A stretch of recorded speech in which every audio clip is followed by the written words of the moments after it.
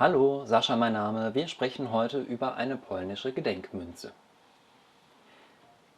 Wenn in der Uni jemand die Zusammenhänge des Ersten Weltkriegs nicht verstand, erklärten wir das so.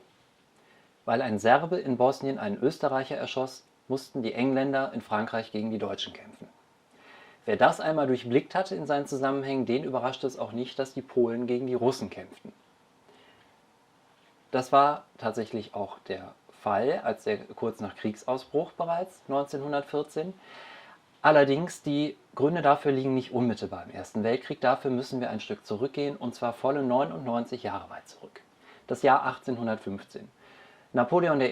befindet sich vorübergehend auf Elba und in Wien tagt der Wiener Kongress. Die Länder, die Napoleon erobert hat, sollen jetzt umverteilt werden in Europa. Man möchte alte Zustände wiederherstellen, aber die etwas optimieren. Was dabei entsteht, ist das sogenannte Kongress-Polen, das Russland zugeschlagen wird und das alternativ auch Russisch-Polen genannt wurde.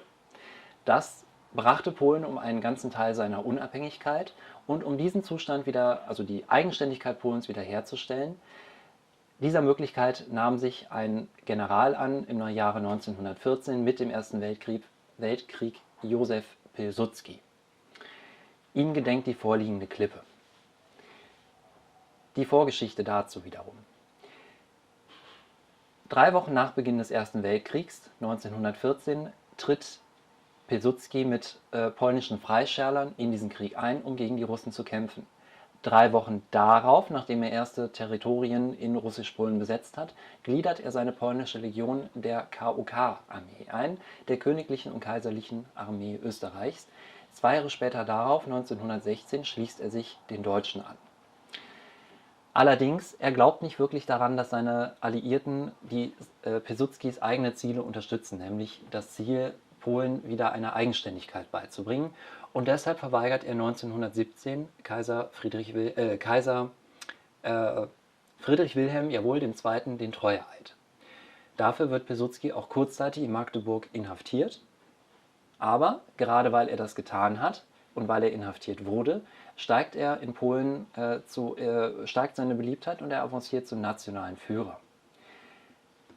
Die Kämpfe gegen Russland, er wird kurz darauf freigelassen, dauern trotzdem noch bis 1921 an, also bis nach Ende des Ersten Weltkriegs. Die Gedenkmünze, die wir hier sehen, genauer gesagt eine Gedenkklippe, zeigen Pilsudski, allerdings wesentlich später. Die Gedenkklippe ist 1934 entstanden, also 20 Jahre nach dem Eintritt der polnischen Legion in den Ersten Weltkrieg. Und genau diesem Eintritt gedenkt diese Klippe. Wir sehen vorne das Abbild Pilsudskis, allerdings auch schon so, wie er in den 30er Jahren aussah. Da regierte Pilsudski bereits autoritär in Polen. Und auf der Rückseite sehen wir innerhalb von einer Gloriole einen polnischen Adler mit einer Umschrift, die auf die Republik Polen hinweist. Was ist eine Klippe? Eine Klippe, das ist zunächst einmal diese quadratische Form. Die taucht in 2 Formen auf, in der Regel als Notgelder oder, so wie hier, in Form von einer Gedenk- und Ehrenmünze. Die vorliegende Klippe wurde von NGC geprüft. Uncirculated and cleaned. Sie ist nicht zirkuliert und sie wurde gereinigt.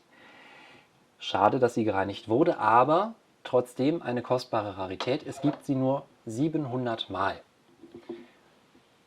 Die Chance, eine solche Klippe zu besitzen, würden Sie finden, wenn Sie nach dem Los 1447 in der nächsten Auktion Renumis 10 Ende April Ausschau halten.